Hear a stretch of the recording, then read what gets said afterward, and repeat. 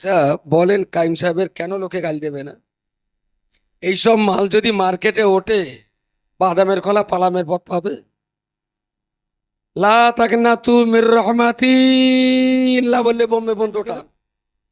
হ্যাঁ, একেবারে টোটাল আজকের এই টিমের ভেতরে এই কচি ছোট শফিউর পড়া- রহমান শুধু মুখস্থ করেনি 3,000 টাকা 3,000। এক বৈঠকে, তার মানে পড়া শুরু করে শেষ না করা পর্যন্ত তাকে অন্য কাজ করতে দেওয়া হয় না। বড় জোর টয়লেট বা একটু চা পানি খাওয়া, দুপুরে ভাত খাওয়া, নামাজ, এই ছাড়া তাকে কিন্তু আর কোনো সুযোগ দেওয়া হয় না। করমপুরে বাড়ি। আমার এই কচি 4টে 5টা ভুল গেছে বা কম বেশি হতে পারে, কিন্তু পুরো কোরআনটা শুনিয়েছে। এরকম অনেক মাদ্রাসা থেকে তৈরি হয়, সেটা আল্লাহ শুকরগুজার হচ্ছি যেখান থেকেই হোক না কেন। কিন্তু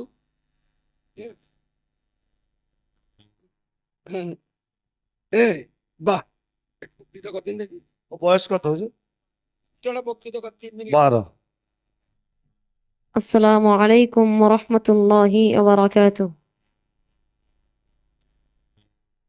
الحمد لله وكفى وسلام على عباده الذين اصطفى أما بعد. فأعوذ بالله من الشيطان الرجيم. بسم الله الرحمن الرحيم. إنك لعلى خلق عظيم. صدق الله المولانا العظيم. الحمد لله. সর্বপ্রথমে শুকরিয়া জ্ঞাপন করি সেই মহিয়ান গরিয়ান সর্বশক্তিমান, যাহারই পরে সকল সৃষ্টির গুণগান, সেই মহান রব্বুল আলমিনের দরবারে অসংখ্য শুকরিয়া। সকলে বলি আলহামদুলিল্লাহ। তারই পরপর এই মানবতার মুক্তির দুধ মনুষ্য জাতির উভয় জগতের কাণ্ডারি জগৎগুরু হজরত মুহাম্মদ সাল্লাল্লাহু আলাইহি ওয়াসাল্লামের প্রতি সকলে উচ্চ কণ্ঠে মন খুলে বলি সাল্লাল্লাহু আলাইহি ওয়াসাল্লাম। অতঃপর আজকের এই মাহফিলের সম্মানিত সভাপতি এবং সামনে উপবিষ্ট সকল শ্রোতা মণ্ডলীকে আমার হৃদয় নিংড়ানো ভালোবাসা ও অভিনন্দন জানিয়ে হুজুর সাল্লাল্লাহু আলাইহি ওয়াসাল্লামের আদর্শ সম্পর্কে কিছু কথা আলোকপাত করার জন্য আমি এখানে দণ্ডায়মান হয়েছি। আচ্ছা, বলেন কাইম সাহেবের কেন লোকে গালি দেবে না? এইসব মাল যদি মার্কেটে ওঠে, বাদামের খোলা পালামের পথ পাবে। লা তাকনাতু মির রহমাতিল্লাহ বললে বোম্বে বন্ধ টোটাল। এইসব মাল যখন মার্কেটে উঠবে, তখন ওসব পার্টি পালাবার কোনো তাহলে কাইম সাহেবকে গাল দেয় বলে এমনি গাল দেয় না, ও ন্যায্য গাল দেয়। গালির কাল সুস্থ, গাল তো শুনতেই হবে তার। ওটা কেন থেকে আমি ওর রস করতে শুনিনি, আমি তো দেখলাম বাচ্চা পায় না। তা আমাদের তামজিদ সাহেব বললেন না, ও যখনই বক্তৃতা করে তখনই 5 সেকেন্ড হয়। কিন্তু জোতলা দেখি খারাপ মনে হচ্ছে, জালটা কি খারাপ বলে মনে হয়? জোতলা দেখি কি মনে হয়েছে? হ্যাঁ, কি বলছেন? ওর বলতে দিতে হবে। তাহলে তুই অস করবি, এখানে অস করে এখান থেকে নেবে ঘুরে আসবি। যদি 10,000 টাকা না ওঠে তোর কূপকে খায় করবো, উঠে আনি। হুজুর একটুখানি। না, একটু বলুক, সবাই চাচ্ছে এর একটু হুজুর কথা হ্যাঁ, যেখান থেকে তারপর প্রিয় শ্রোতা মণ্ডলী, হুজুরে আকরাম সাল্লাল্লাহু আলাইহি ওয়াসাল্লামের আদর্শ সম্পর্কে বলতে গেলে আমাকে আগেই বলতে হয় বিশ্ববরেণ্য লেখক মাইকেল এইচ হার্ডের কথা।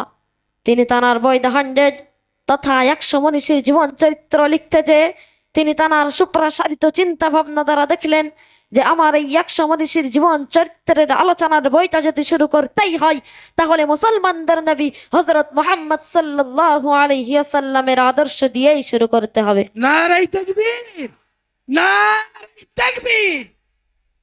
হুজুর আকরাম সাল্লাল্লাহু আলাইহি ওয়াসাল্লাম তিনি এমন একজন মহামানব যার আদর্শ ইসলাম ধর্ম অবলম্বী মানুষদের গণ্ডি অতিক্রম করে বেধর্মীদের জগতেও আলোড়ন সৃষ্টি করেছেন। শুধু তাই নয়, আজ থেকে প্রায় 1,500 বছর পূর্বে গোটা পৃথিবী যখন ঘোর অন্ধকার অমানিসার কৃষ্ণ নেকাবে আচ্ছাদিত ছিল, মানব সমাজ যখন অশান্তির দাবানলে দাউ দাউ করে জ্বলছিল, ঠিক এমনই একটি কঠিন যুগে আগমন করে অন্ধকারের কুজ্ঝটিকায় নিমজ্জিত মানব জাতিকে ইসলামের সুশীতল ছায়াতলে নিয়ে এসেছিলেন কেবলই তাঁর সুমহান চরিত্রের দ্বারা। যে চরিত্রের কথা স্বয়ং স্রষ্টা গ্রন্থ রাজ আল কোরআনে জানিয়েছেন, ইন্নাকা লাআলা খুলুকিন আযীম, অর্থাৎ নিশ্চয়ই আপনার আদর্শ সর্বশ্রেষ্ঠ, অর্থাৎ হে নবী আপনি উত্তম চরিত্রের উপর প্রতিষ্ঠিত।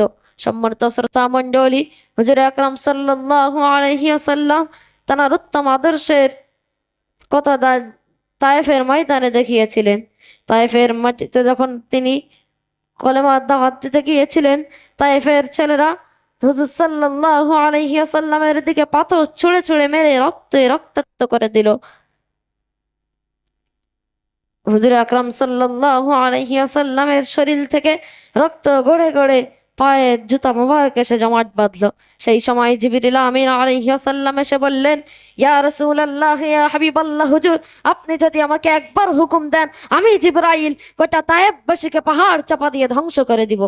সেই সময় মানবতার নবী আমার বলেছিলেন, হে ভাই জিবরাইল, আল্লাহ আমাকে দুনিয়ায় বদদোয়া করার জন্য পাঠায়নি, বরং আল্লাহ আমাকে পাঠিয়েছেন ওমা আরসালনাকা ইল্লা রাহমাতাল লিল আলামিন, অর্থাৎ সমগ্র বিশ্বজাহানের জন্য রহমত স্বরূপ করে। এমন আদর্শের কারণেই তো তিনি মহান। প্রিয় নবী সাল্লাল্লাহু আলাইহি ওয়াসাল্লাম তাঁর 63 বছর জীবন চরিত্রে যে উত্তম অনুপম আদর্শের থিওরি মানব সমাজকে উপহার দিয়েছেন, তা শিশু, কিশোর, আবাল, বৃদ্ধা, বনিতা সকলের জন্য মডেল।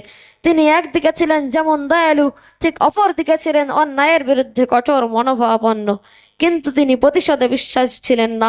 শত্রুপক্ষকে হাতের মুঠোয় পাওয়া সত্ত্বেও তিনি দীপ্ত কণ্ঠে ক্ষমার ঘোষণা করে দিয়েছিলেন মক্কা বিজয়ের দিন। এমন আদর্শের কারণেই তো তিনি বিশ্ব সমাজে আসন দখল করেছেন। আল্লাহ তাআলা আমাদেরকে হুজুর আকরাম সাল্লাল্লাহু আলাইহি ওয়াসাল্লামের আদর্শে আদর্শিত হওয়ার তৌফিক দান করুক। আমিন। নারায়ে তাকবীর, নারায়ে তাকবীর। দাওয়াত করলি কত করে টাকা নেবি?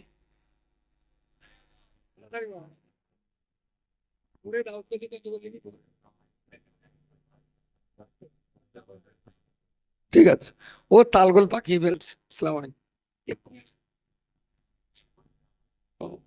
একটুখানি মাঝখানে জায়গা দাও।